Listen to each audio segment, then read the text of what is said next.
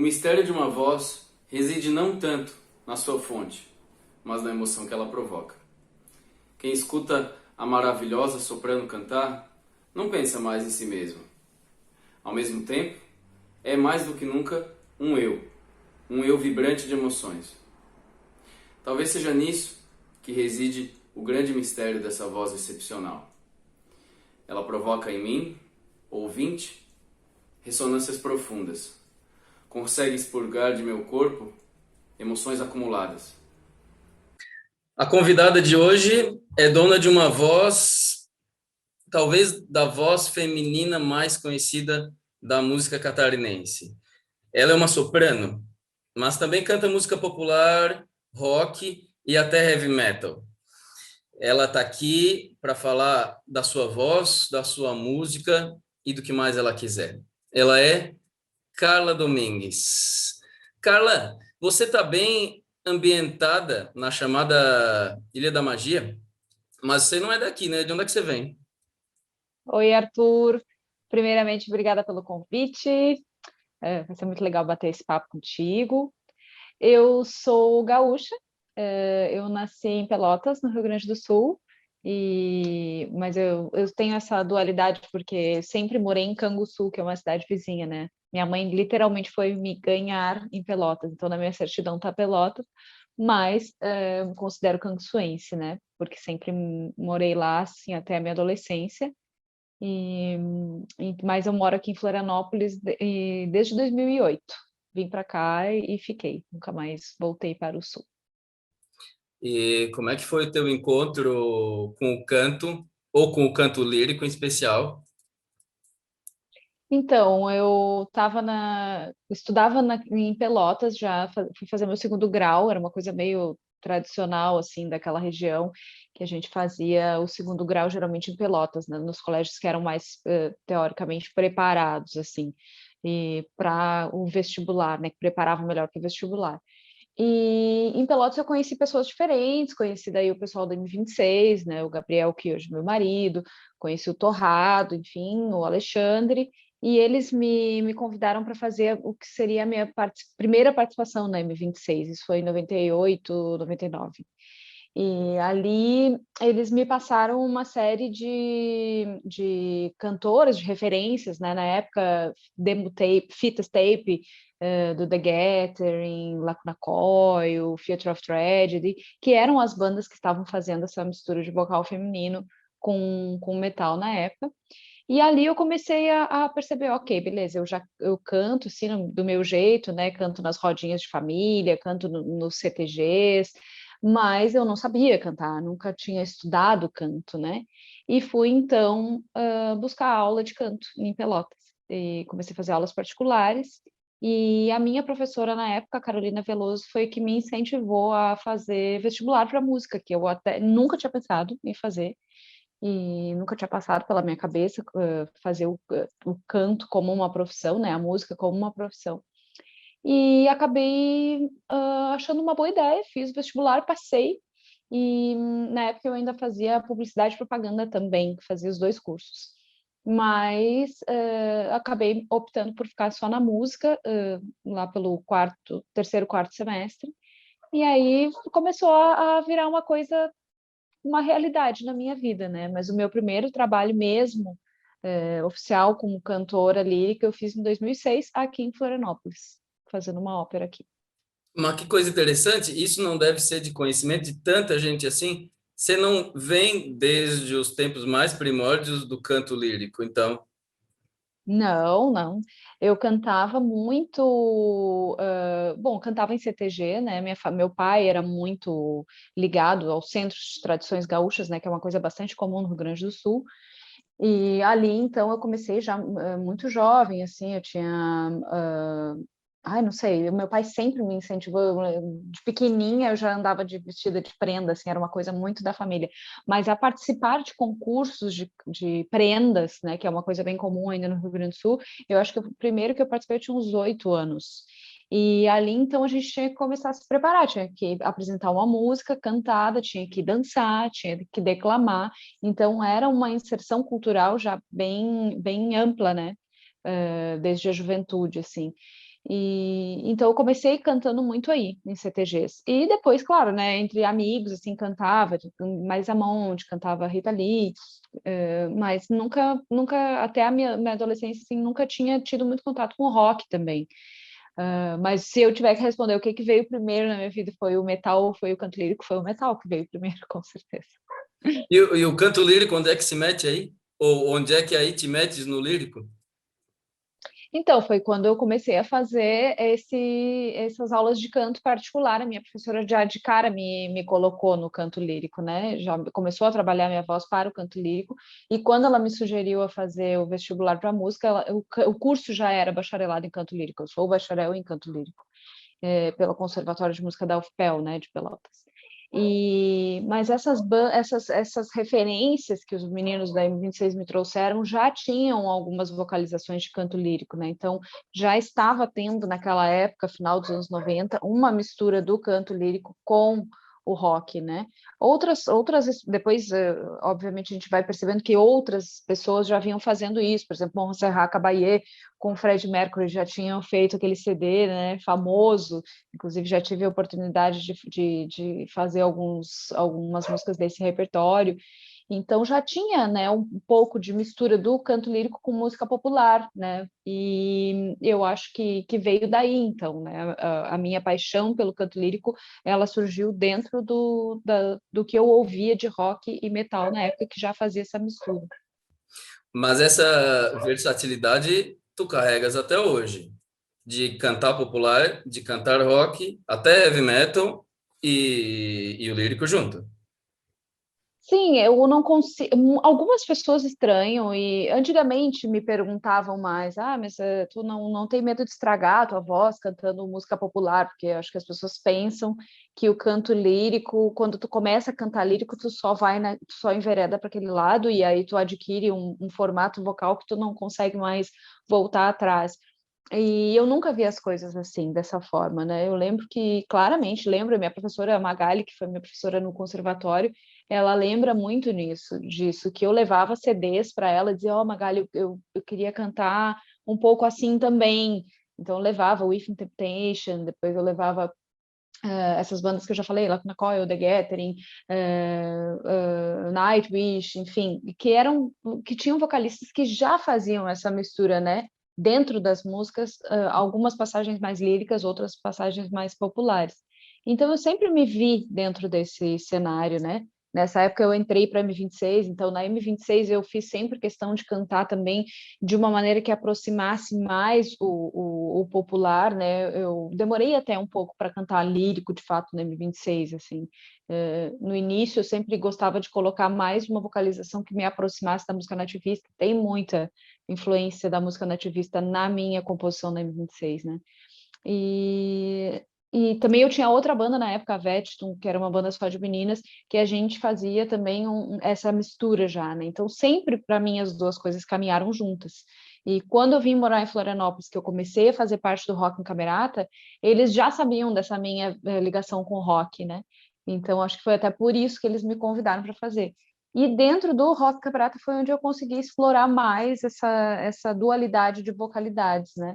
Então, ora cantando de uma forma mais lírica, ora cantando de uma forma mais popular, sempre tentando fazer uma melhor adequação da técnica vocal para aquilo que a música estava pedindo. É quando a gente fala dessas misturas no canto que entra aquele termo que parece que está meio na moda, crossover. Você podia explicar o que é isso, crossover?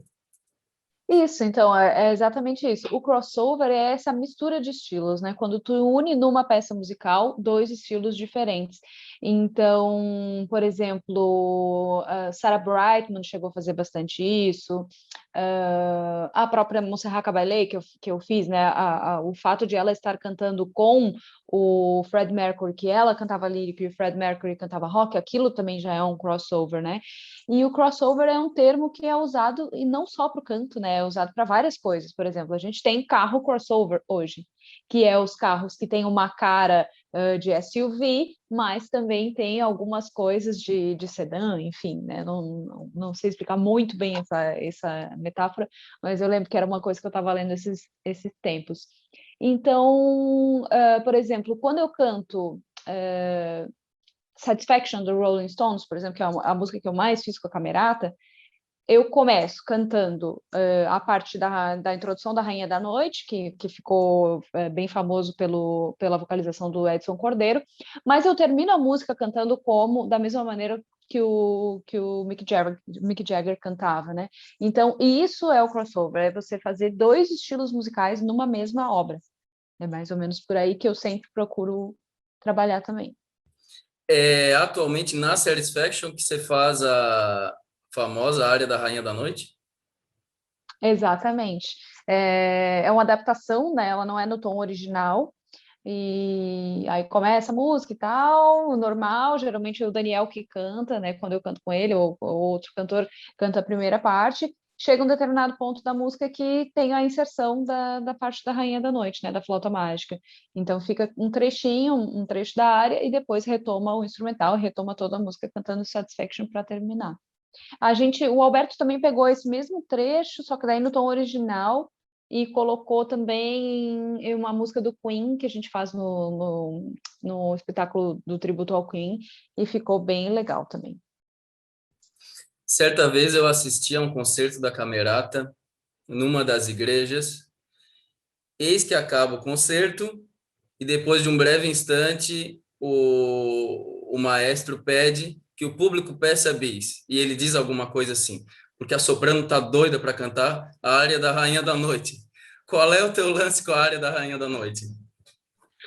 Então, o Jeff sempre pega essas pregas, sempre prega essas peças, assim, é muito difícil, sabe, a coisa ali, ele põe a gente numas enrascadas, já colocou o Taro também, umas enrascadas parecidas ao Taro da Parafuso Silvestre. Mas, assim, é que, coincidentemente, quando eu estava fazendo canto lírico na faculdade, no início eu tinha muita dificuldade para alcançar as notas agudas, muita dificuldade, assim, eu não conseguia subir, por diversos fatores, mas sobretudo porque eu não tinha maturidade suficiente vocal para conseguir atingir as notas mais agudas. E eu lembro que na época era tudo diferente, né, gente, ali 2000, 2001, 2002 era isso. Não se tinha tanto acesso a, por exemplo, a MP3, essas coisas, era muito comum a gente ter CDs, né?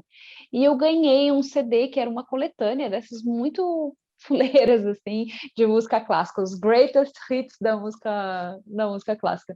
E era de áreas de ópera, e quem me deu foi o Alexandre, que toca comigo na M26. O Alexandre tinha comprado no Big esse CD e me deu. E aí eu comecei a escutar um monte de áreas de ópera que eu, na época, não conhecia, estava recém começando a estudar canto, né? Eu estudava o repertório mais básico do básico. E quando eu ouvi a área da Rainha da Noite, eu pensei, nossa, eu preciso fazer isso. Eu gostei muito, de cara. E eu comecei a cantar em casa. Cantar sozinha, por conta. Tanto a minha professora Magali também conta essa história, que ela ficou em choque quando eu entrei na sala dela e disse, Magali, eu quero muito cantar essa área aqui. E apresentei a partitura para ela. Quando ela viu que era a área da Rainha da Noite, ela ficou que ela não sabia o que me dizer. Ela disse anos depois, Carla, naquele momento eu não sabia o que te dizer, porque eu achei que tu não ia conseguir cantar aquela área. Até o momento, o que eu apresentava vocalmente, eu não tinha condição. Mas essa área me possibilitou encontrar alguns espaços para atingir algumas notas, então, que até então eu não conseguia fazer. E comecei, e não sei explicar, caiu como uma luva, uma área que eu canto, então, há quase 20 anos, né? A gente está o quê? Já 2021, eu acho que eu devo ter começado a cantar ela em 2001, já vai fazer 20 anos que ela faz parte do meu repertório, e já cantei ela em diversas produções, né? Produções maiores, produções menores, então sempre fui muito chamada para fazer essa área. E o pessoal da Camerata sabe que na verdade, é uma área desafiadora, é uma área difícil, uma das áreas mais difíceis do repertório operístico, né? E é uma área super conhecida, não só pela questão da interpretação do Edson Cordeiro, mas porque é uma das áreas mais conhecidas de ópera no mundo. E eu acho que assim, casou tudo, porque a Camerata sempre me chama para fazer, o público gosta, o público pede, então é isso, ficou meio que a marca registrada, né? Acho que eu vou cantar ela mais alguns anos, mas provavelmente daqui a pouco ela já vai sair do meu repertório também. É uma encrenca por si só essa área, né? Cada compasso tem uma coisa que pode fazer tu errar. E é muito difícil. Eu não sei, na verdade, assim, eu acho que eu acho que eu cantei uma ou duas vezes nesses 20 anos que eu realmente pensei assim, ok, dessa vez eu cantei tudo no lugar. Sempre tem uma nota que eu não gosto. O público muitas vezes não percebe, né? Mas a gente não fica 100% satisfeito. É bem difícil a gente ficar 100% satisfeito com a performance.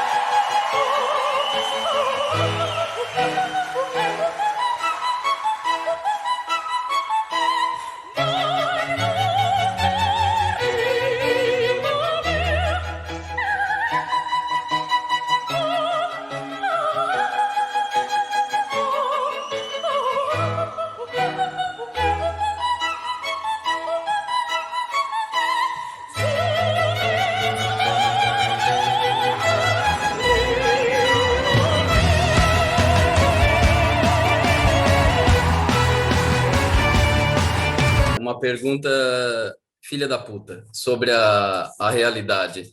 Com o trabalho de artista nos palcos de Santa Catarina e do mundo, já ficou rica? Não, não mesmo. O Gabriel que sempre fala, nossa, tu é muito péssima administradora financeira, tu precisa fazer um curso de finanças. E, de fato, eu sou muito mal administradora. Mas, não, nunca ganhei tão bem assim. Eu ganhei bem por um trabalho uma vez que eu fiz no Rio, que eu pensei, cara, ok, se eu fizer 3 trabalhos desse no ano, eu não preciso trabalhar mais.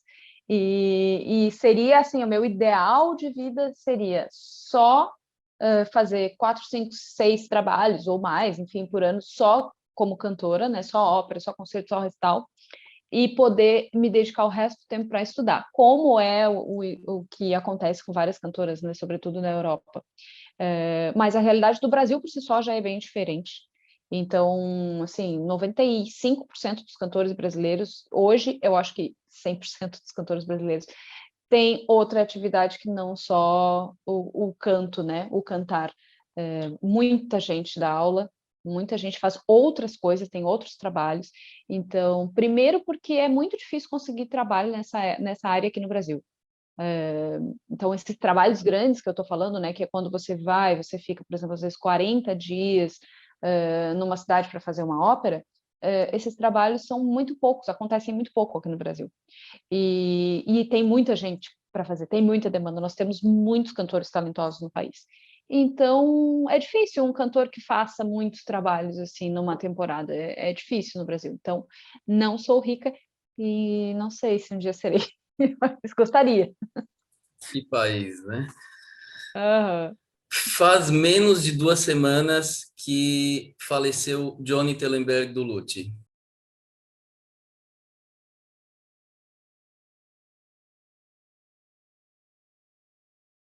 Na ocasião, entre outras coisas, você escreveu: hoje morreu em mim a esperança que 2021 seria melhor, de que o cenário de outros países não chegaria aqui. É verdade, chegou. Você escreveu: perdi a crença de que a arte salva, perdi a crença de que o que a gente faz é relevante, tô sem gana, só penso como a gente chegou a este ponto. Olha, Carla, no meu entender, tá difícil recapitular como que a gente chegou a esse ponto. E talvez o que esteja acontecendo é uma tese minha. Talvez esteja acontecendo um trauma, no seguinte sentido, de que a gente não está com condições de assimilar o tamanho da tragédia que está acontecendo e a gente só vai conseguir recapitular depois, não sem algum nível de terror. O que você pensa agora sobre isso? Olha, Arthur, meu pensamento ainda é praticamente o mesmo. Eu não consigo mais ter muito essa expectativa, assim, que algumas pessoas têm. Ah, não, mas vocês artistas, vocês têm que entender que vocês têm um papel importantíssimo para a arte, para o momento que estamos vivendo. Eu não consigo, infelizmente, ter mais essa perspectiva. Eu me pergunto também o porquê que eu encarei desde o início a pandemia como isso. Eu realmente, para mim, no início foi um golpe muito duro a pandemia. Primeiro porque 2020 seria um ano excepcional para minha carreira. Tu falou, né, dessa questão, você já ficou rica. 2020, eu ia ganhar muito dinheiro, porque eu tinha uma ópera muito grande para fazer em Campinas, que envolveria, tipo, um mês, 40 dias eu ficaria em Campinas, mas seriam 6 apresentações que eu faria do Guarani, de Carlos Gomes. Então ia ser um trabalho muito bom, muito bem remunerado. Eu tinha flauta mágica para fazer em Porto Alegre, eu tinha concerto para fazer em Goiânia. Cara, ia ser um ano muito bom. Então, assim, para mim já foi um tapa na cara logo no início, porque no início já foram meus compromissos todos cancelados. No início eu já sabia ali em março que eu não ia conseguir trabalhar da maneira como eu imaginei que eu ia trabalhar. Eu estava começando a estudar um monte de coisa, enfim, então foi duro.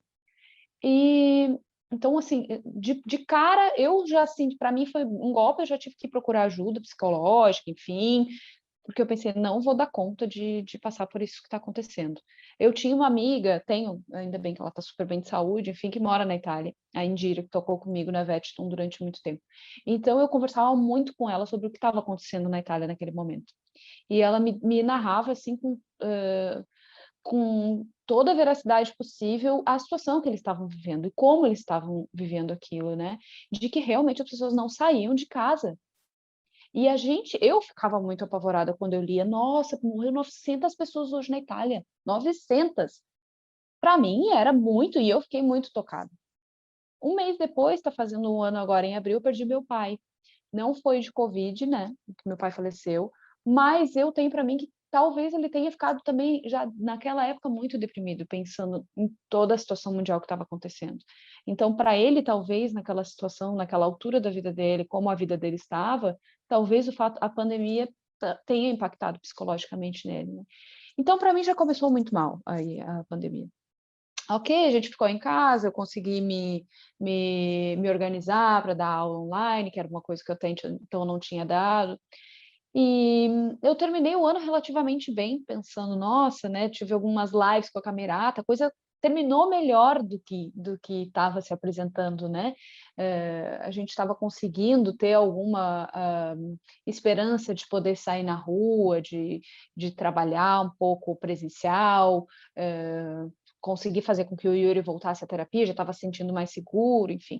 E aí começa, fim do ano, começa aquela aglomeração toda, a gente que mora aqui em Floripa viu, né? As pessoas adoidadas vindo para a praia. Depois veio, já começou nas eleições, na verdade, né? Uma coisa meio descomunal, assim. Aí Réveillon, aí agora Carnaval, daí estoura toda essa situação e você pensa, ok, as pessoas não aprenderam nada com o que passou. Não aprenderam nada. E assim, o nosso setor, pelo menos da arte, foi o único que não voltou em nenhum momento.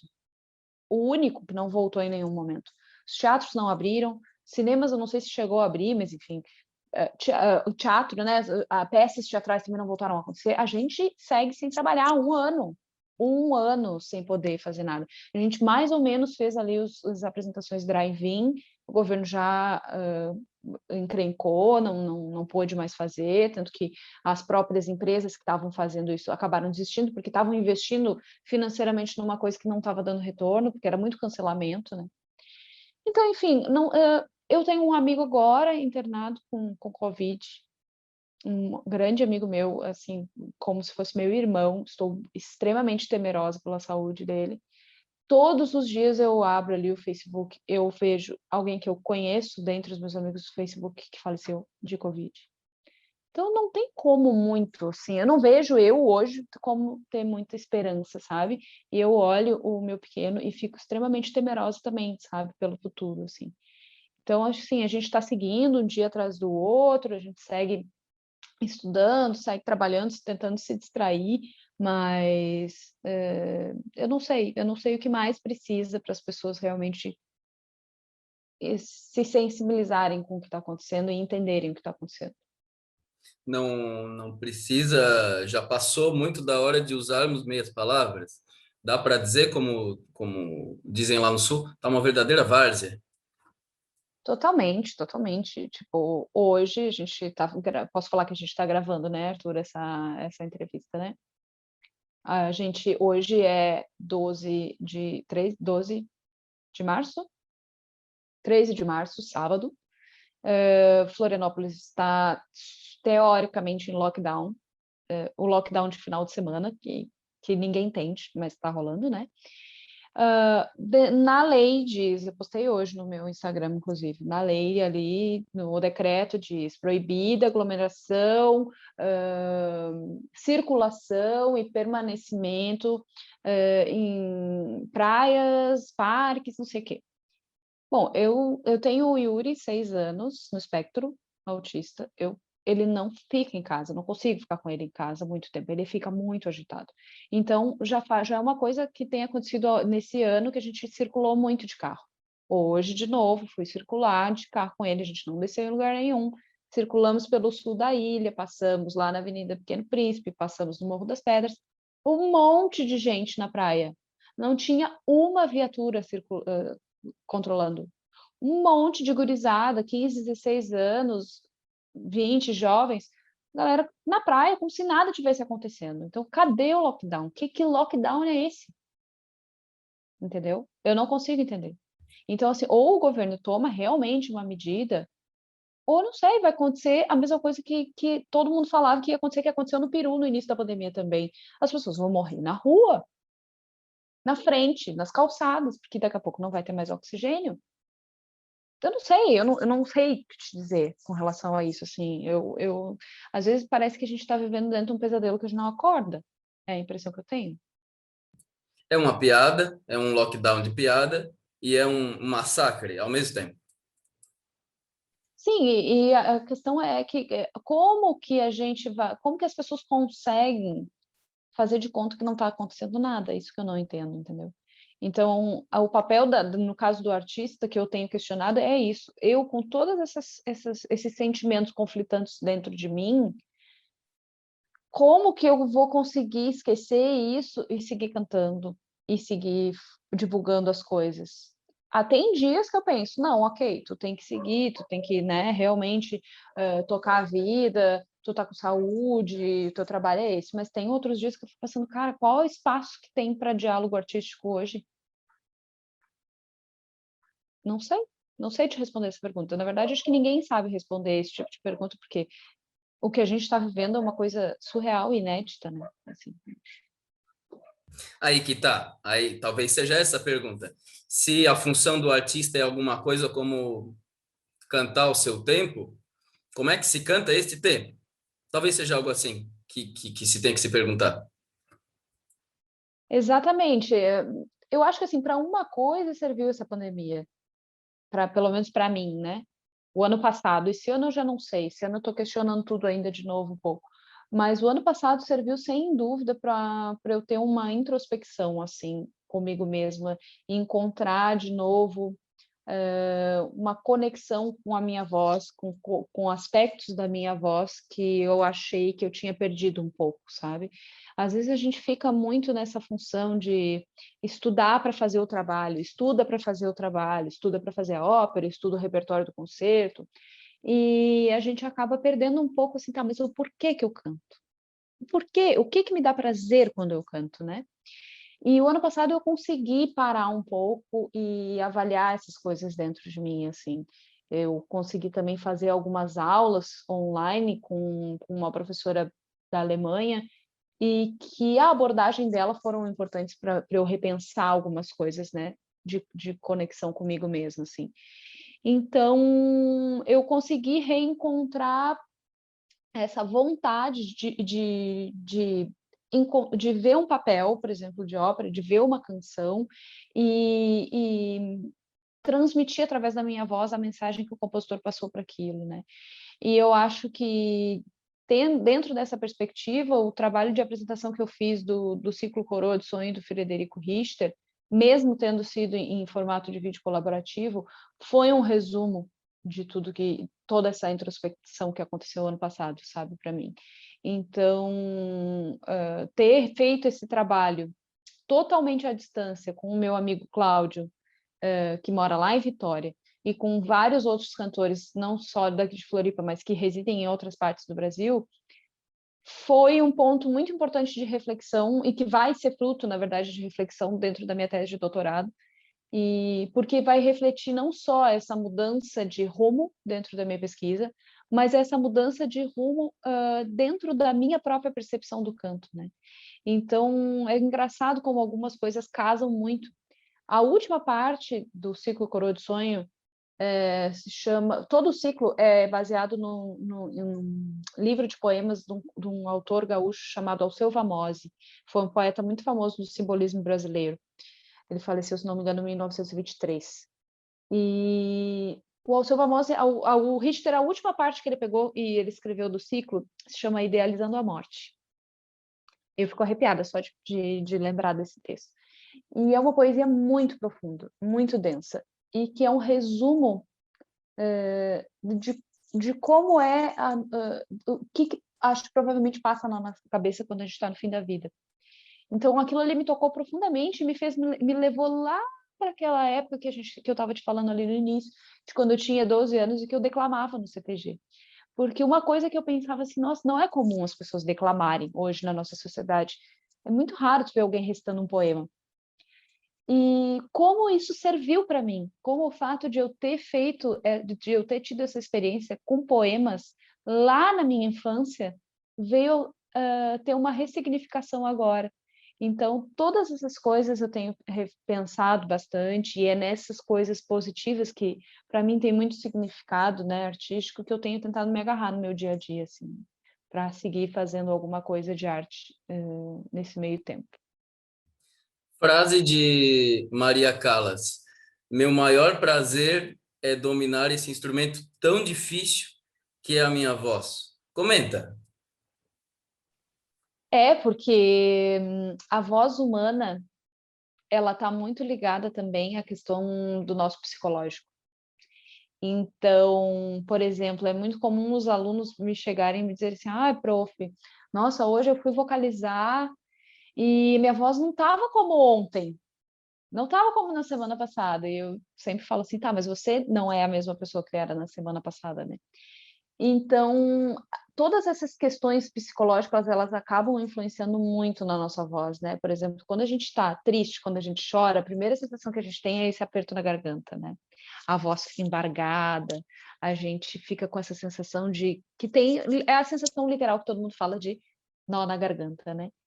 Então, eu acho que uma das primeiras coisas que o cantor um dos primeiros desafios que o cantor tem é isso, é conseguir dominar essas sensações, dominar a emoção e estar pronto para passar por cima dessas emoções mais profundas para poder seguir cantando. Então, você conseguir subir no palco em situações adversas é complicado, é bem complicado. Eu acho que a Maria Callas, ela teve uma vida muito dramática em vários aspectos, né, da vida pessoal dela, assim.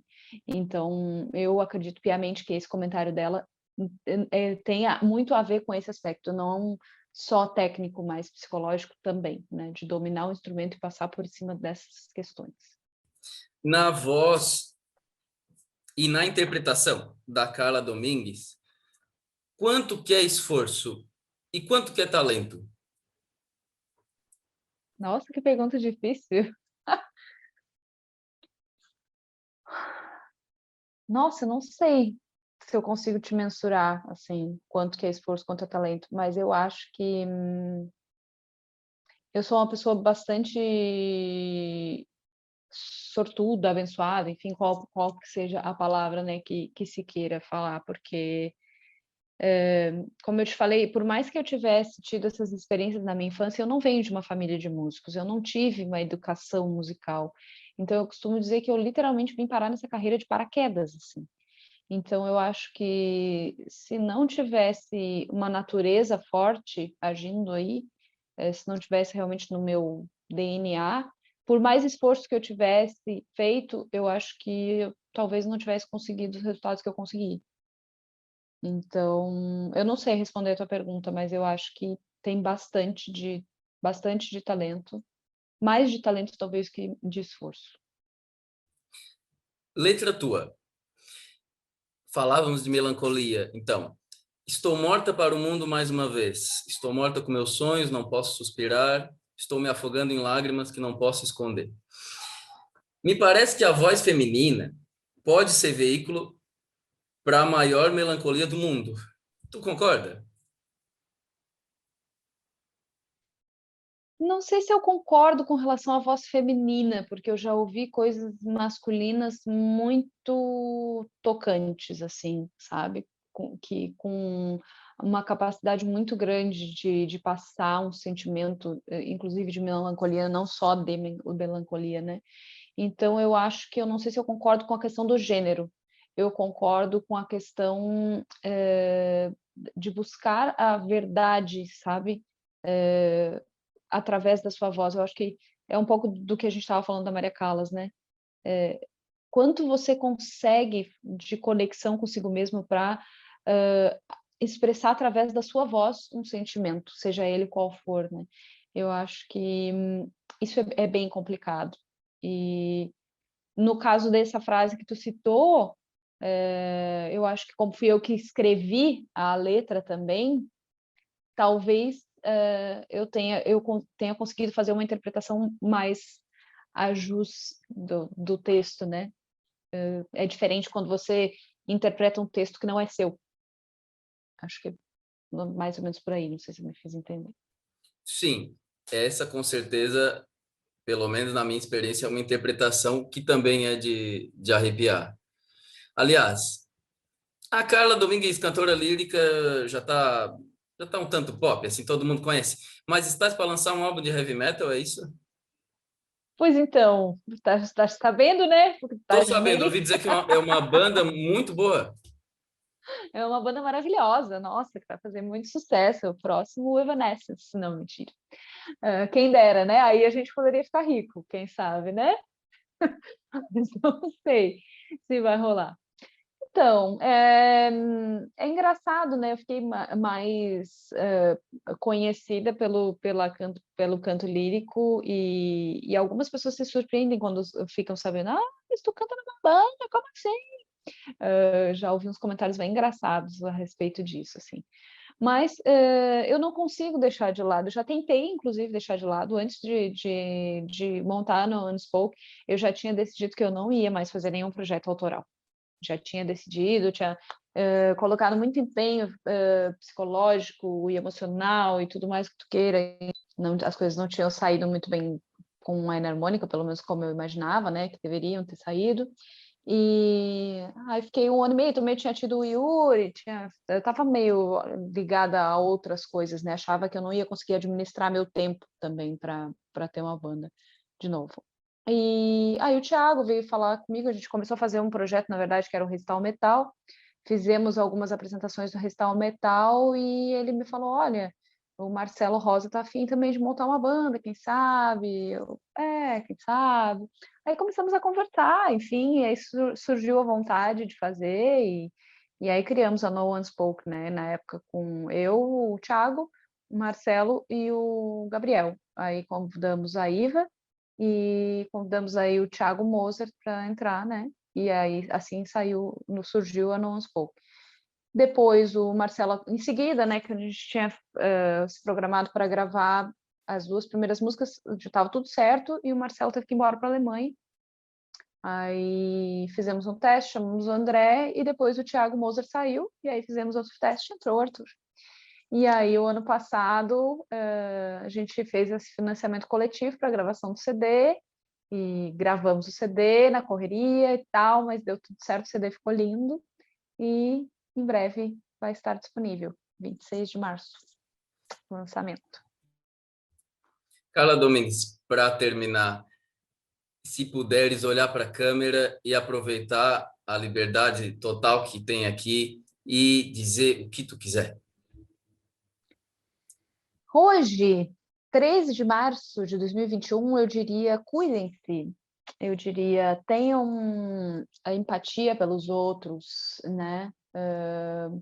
Tentem pensar no mundo como um todo, né? Não só no seu dia a dia e nas coisas que lhe fazem feliz e que lhe agradam. tente pensar que o todo hoje é muito mais importante do que o indivíduo, o individual, né? Então, cuide-se, cuide dos seus e pense que essa rede vai aumentar e vai chegar no mundo como um todo. A gente está num momento de fronteira, digamos assim, né? De como que nós vamos seguir daqui para frente. Quantos de nós estarão aqui no próximo ano, né? E eu espero que estejamos todos e com saúde, mas enfim, acho que precisamos ter um pouco mais de cuidado com a nossa vida e com a vida dos outros. É o momento de ter mais essa consciência. Então, eu só desejo saúde para todo mundo e consciência e paz de espírito. Tá bom. Deixamos aqui. Obrigado, Carla. Eu que te agradeço, Arthur, foi muito legal.